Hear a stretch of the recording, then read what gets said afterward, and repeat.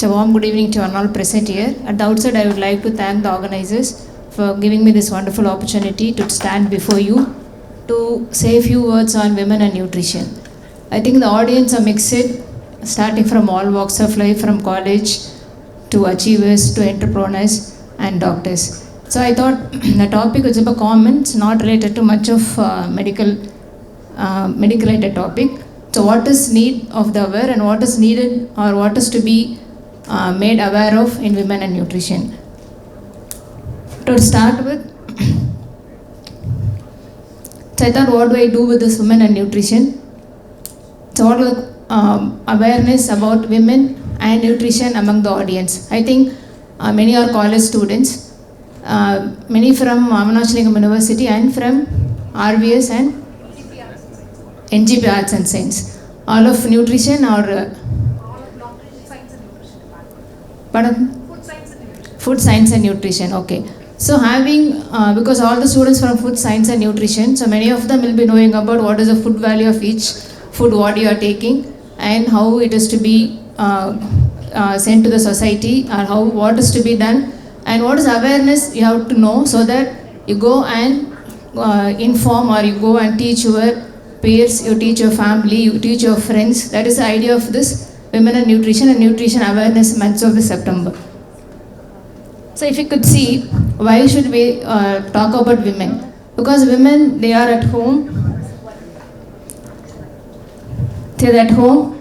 The women's nutrition positive effect because they are generating, because nowadays women started working, so generating income on one part, and they are the persons who are ensuring the family's nutrition. So they decide what is to be done and they should know what is the healthy food so that they give it to their children, and they are having healthy children so that they help advance country socio-economic development. So there is one saying, Thayai pola sela, Nulai pola sela, Thayai pola pillai. So if the mother knows what is to be eaten and if they know what is to be fed to the children, then the entire community or entire nation will become a healthy nation and we can economically prosper. So the first and foremost is we have to educate the women of our home or of our country to what is important in the nutrition thing. So coming in that way, what is nutrition? Nutrition is not that only the food what we take, what is getting digested and how it goes and acts in the system. So that is the whole sum of the nutrition. It is not only the food which is not equal to nutrition. So the food we take various, as madam already said, from carbohydrate, proteins, vitamins, minerals and trace elements, everything in equal balanced diet, what is taken and how it goes into the system. The system is healthy, it is getting absorbed and it goes to the target tissues and it acts. So Amartya Sen, all of you know who he is. He said women's deprivation in terms of nutrition and healthcare, it rebounds on the society in the form of ill health of their offspring and in male and female alike. So that if the women are not aware of the nutrition, it goes and affects the whole nation. And it is poor across all the regions, but some regions are more affected than others. If you take India, the South India is more well developed in both education as well as in the economic sector as well as public awareness, but it's not so in the North and Northeast India. So it is even India, it is varied nutrition across various places. And as I said, women, it is not the donation to the women. It is one of their human rights, as you have been talking about human rights in all the places. Nutrition, women nutrition is one of the important human rights. And if you could see, it improves the immune system. And it buffers the effects of infection. Actually, 3 years back, we had more COVID, the deaths were more in men compared to women because they are genetically empowered or genetically given a good resistance against all the viruses. So many deaths we encountered in males rather than the females. So the immune system, if they take good food, again the immune system is very well developed and they have very reserves. And that food they are taking, it is been by through the placenta or blood, it goes to the baby and it improves the cognitive development of the baby also. So the woman is fed properly during pregnancy, and if they go and become pregnant with a healthy body and mind, the babies born to them will be brilliant, or they will have the improved cognitive skill, and the other physical strength also. So if you want to have the young India well developed, the women should have the adequate knowledge of nutrition. And again, as I already said, they are responsible for preparing the food and feeding the babies. So again, if they are well aware, and if they are gender equality, there is, I think many of you may know what do we mean by gender. Gender equality, even now, low socioeconomic status or the poorer children, whatever the good food is available, it is given to the male children or the male head of the family. It is only the less amount of food or the low quality food alone is taken by the girls and the women. So that is where the difference begins. So if everybody takes the equal amount, there should be equity. Gender equity means gender equality, both male and female should have all the things from the food to the education, everything should be equal. If the food is not shared properly, because nutritious food is given to the male and very poor nutrition food is taken by the girls and the female, then in that case, when they become adolescent and they become adult, they are getting married and they are going to produce children which are having the very less quality of cognitive development, everything. So this is where we have to focus on. So this is where we have to focus on. We have to go and educate our women folk that they have to take, even the girl children should be fed properly if they want to have the very good future generation. And again, as I already said, our patriarchal society, boys and girls are not reared properly. If some food is given and if some money is available, the food as well as education, the boys get the more priority compared to the girls. It is not so, nowadays it is changing, but 50 years back it was the rule, but now it is changing. Even then, in some families, it is still existing. So this is the taken from UNICEF guideline. So as said in the first talk, 10% of our women, girls and women are underweight. This is a 10%. From 12% in 2000, it has come down to 10 to 8%. If you could see over here. So underweight adolescent girls. This yellow is the girl. From it was 2000, it was 8%. Now it is remaining the same. As well as underweight women, from 12% it has come down to 10. But anemia, we are still there with the 30%. So what does it mean is, even with all our knowledge, all our adequate food, and said we are developing and we are all the more coming out developed nation, but then even now, this is the status. So if you could see, this 10% means, if you break into figures, 49 million girls of adolescents are underweight. So these many girls in India and these many underweight women means 10%. This is world figure. So 49 million underweight adolescent girls and 154 million underweight women and 571 million are anemic. Women are anemic. This is the present scenario. It is the latest data from the UNICEF. And one more thing is anemia, underweight, but we are having overweight also. So that is also again become a pandemic. If you could see, this is 1 in 10 adolescents are underweight. So if you take some 100 girls, 10 of them will be underweight. That is what this 1 in 10 means. So if you take 100 girls in any society or any place or any gathering, 10 of them will be underweight. But on the contrary, 1 in 3, 30% are overweight. Because of the food practice, so ordering online, getting through Zomatos, even now the college, it has become fashion, or in the hostels, they don't take hostel food, they don't like it. So they order through Zomato. Even all college, even from our nursing colleges, our undergraduate colleges, postgraduates, even on the duties, they don't like mess food, order Zomato. So it comes and being served in the hospitals and the hostels. So this is what is the reason for this underweight. So the nutritive value as well as the oil and all the masalas that is being used, it may taste good, but then the effect it has on the body is 1 in 3 are overweight. So one side we are talking about undernutrition, they are not fed properly, so the children they are becoming anemic. We are having so many deaths during delivery, and under 5 children they are dying so much. But on the contrary, we are having this 1 in 3, it has become a global epidemic. As like COVID, it has become a global epidemic. So this is what is like from 12% to 10%, the anemia underweight has come down. But then the contrast, if you could see the middle part, the overweight has gone from 26% to 35%. So this is not the only the Indian scenario, it is the overall scenario. So more than 1 in 3, so all the dress shops, they have double XL, triple XL. So all those dresses are becoming vogue now. So X mid, M size and S size is no more available. No, it's not of much use. So that is what is happening with this overweight pandemic. So again, adolescent underweight. There are so many programs. As I already said, Poshan Abhiyan, as our welcome speech sir said, it is our Poshan Abhiyan. So from the under 5 children through ICDS program and to the school adolescent and to the pregnant mothers, this Poshan Abhiyan is rolled out by the government of India. As well, we are having that midday meal school program, as well as the morning government of Tamil Nadu started giving food. So this is the way to help healthy habits, as well as, and then egg is again added for their diet. So to be improving their diet pattern. So if you could see this flow chart, if you come down to this right side. So women are malnourished with a pregnancy, low weight gain. So this goes as a vicious cycle. And then inadequate fetal nutrition, baby becomes low birth weight. And from there on, either they die or they have got impaired mental development, they are increased risk of adult chronic disease.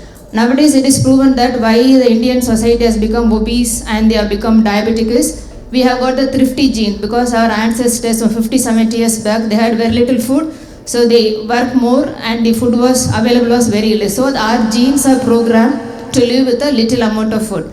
But now with that more amount of food that is being fed, we are taking with a high calorie diet like our Western counterparts. It is not, our genes are not getting adjusted to that. This is where comes the mismatch and you are becoming overweight and diabetic. So this is one of the reasons for our adult chronic disease or NCD, non-communicable disease of hypertension, diabetes, and added on that cancer. And again, if there is inadequate catch-up growth is there means, and it goes with all the inadequate feeding, frequent infections, child is stunted, reduced mental capacity, and stunted adolescent cognitive function is less. So here comes our women and nutrition. So if the women are well informed, if they have to be said that if the girls are not fed properly, then they are going to get a grandchildren who are not intelligent. So our women, for the wellness of babies, if you say something, they'll do anything. You say that because you have been seeing all the pregnant mothers. If you say that, they don't take iron tablets because they think that if they take iron tablets, the baby will become born dark. So they want only fair babies. So they don't take iron tablets. So at the contrary, we are getting anemic mothers who are all dying sometimes because of anemia. And if you say that if you take this, then your babies will be very intelligent, they'll take everything. So that is where, so they'll compromise for the baby's health. So you have to inform them that if their girl children are not fed properly, then their grandchild are going to be not intelligent, so that they can take the proper diet and they'll feed the girls properly. So the government has so many nutritional policies. So those girls coming from the schools nowadays, weekly the iron tablets are given. So there is something called as 12 by 12 initiative. So by 12 years of age, all the girls should have 12 grams of hemoglobin. That is the government's program. For that, deworming every 6 months that is being given, because our one of the reasons for anemia is infection, worm infection. So every 6 months the government gives deworming tablets to the school children, and every weekly Thursdays there is a school health program. So all our public health doctors go and give them the iron tablets so that they are not becoming anemic. These are one of the methods how the government prevents the anemia and the malnutrition. And one more thing, this locally sourced fruits and vegetables. Don't go eat Mediterranean food. So our genes are designed to eat our idli, dosa, pongal and sapad. So if you give them the Mediterranean food, they get confused and they become, the body doesn't get adjusted and we get to have so many problems. So Mediterranean, they use the raw olive oil, but our people heat it and use it. So that is the health benefit is gone. So we should first know what is happening in the local food, local market, what is available, get fresh and eat. That is the one of the nutrition awareness what we have to give it to the mothers and women. And this is for the women. Mothers, they should have the high quality nutritive, good nutritive value food should be taken, and they should have the proper knowledge of the local diet, how to produce So if you are using idli dosa, it should be known what is the proportion, how it should be prepared, and what is the food we have to add along with that. And iron and folic acid supplementation as well. All this is in the government programs. They are getting registered because government gives the money 12,000, 18,000 now, so that all the mothers are registered as early as 8 to 12 weeks of pregnancy, and their online portal they are getting registered. So we follow them up properly till delivery, until 1 year of children is born and immunized, so that any problem coming in between, they can be tracked across Tamil Nadu. From one pregnant patient registered Coimbatore, they go to Tirunelveli, Kanyakumari, we can track them with the number provided. So this is what government has done to improve the women health. And early registration that is being done. And empowering women to prevent pregnancies too early and too often and too close. So if the women are becoming pregnant within successfully subsequent years, yearly they become pregnant, all the drains they become anemic. So they should have the proper spacing in between pregnancies. Age of marriage is raised above 19. If they get married less than 18, I think how many of you are aware about POCSO, I do not know. So if girls are married less than 18 years, it is legally punishable. We will inform to the police, so that there will be whoever is getting married or who marry them, everybody will come into the legal net. So less than 18 years, it is called as prevention of sexual childhood and sexual offences. So less than 18 years is considered as child. So this is, I think, the food pyramid is already taught. So the drives, actually madam said, without hunger or appetite, as a cultural social meaning, we have been taking so much of food. And again, these are all the already taught. And these proteins, it's one of the component of the chicken and egg. And it's essential. Actually, it is 1 gram is needed per kilogram body weight. And some non-essential proteins and amino acids will be getting our regular food, but essential amino acids is must. And carbohydrates, one thing is, you cannot cut off the carbohydrate. What we would like to highlight is, our brain works only with the glucose. So our protein and fat cannot give the glucose needed for the brain. So if you don't take carbohydrate completely, then your brain the work will not be highly effective. So don't cut the carbohydrate. Take carbohydrate with whatever the quantity is as per your weight or height allows. And fiber, it is very important. And fats, again, some 20-30 years back, no to all our coconut oil and the groundnut oil. But now the cycle has come back. We are saying that take ghee, little amount, take a groundnut oil, everything oil in a mixed amount, not only the sunflower. The cycle has come down to, again, whatever we are used to do in our olden days. Take this idli podi with nallanai, and then thengai to some food, nallanai with some food. So that is how it should be a mixed, taking of the mixed food which we have to use, because traditionally what we have been taking and we are used to, that we have to go back to our olden style. So again, whenever you are taking any food or any that tinned food, go look at the first thing. What is the factors, what are the facts available, what is the nutrition, what is the calorie, and what are all the things available, so that you can check and see any of the tinned foods you are all taking. You should go and check what is available, what is the extra unwanted things. In that case, don't take that.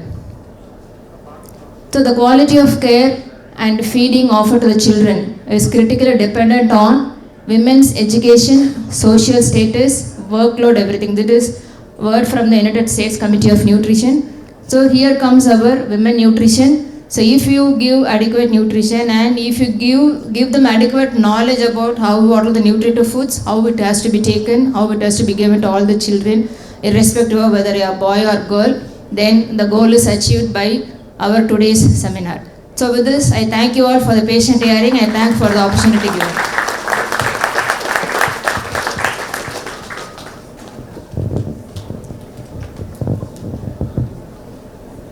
I request Dr. Selvakumar to kindly join me on stage, please. Thank you very much, madam, for that enlightening information. We'll say thank you to Dr. Manonmani with a shawl and a moment.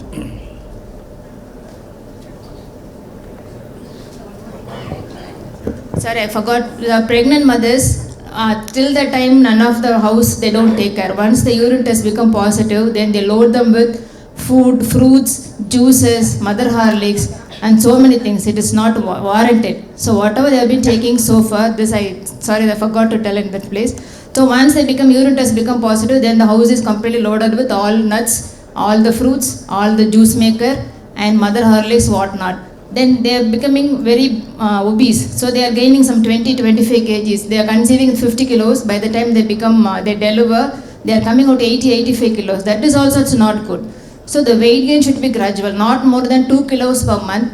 So from 10 to 15 kilos is the weight gain warranted. So see to that if any of our house, and then again the valagappu, adukaprom ella relatives ella palakara kondu varudhu. So they eat much also. So if they are gaining so much weight, so just tell them, just they can see and give it to the family others. So the weight gain should be only 2 kilos per month, not beyond that. If they are gaining more, then they are prone to get hypertension as well as diabetes, and the baby becomes very big, and then automatically you have to go for cesarean. Then the blame comes on the doctor. So all deliveries they are doing cesarean. So baby is becoming more than 4 kilos. It cannot come for our Indian pelvis, female pelvis. So the weight gain should be average. Then don't load with all the fruits and juices. They can take fruits as such. It need not be juiced and give it to them. So if the information passes on to your friends, and then I'll be happy for that. Thank you.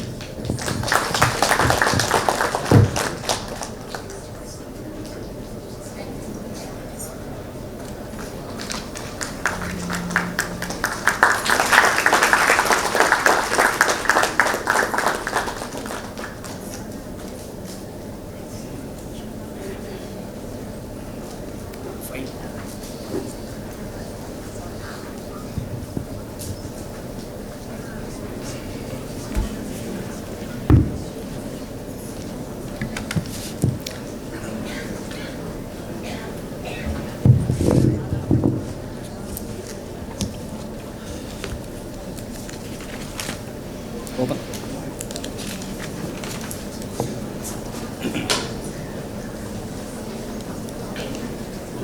Okay.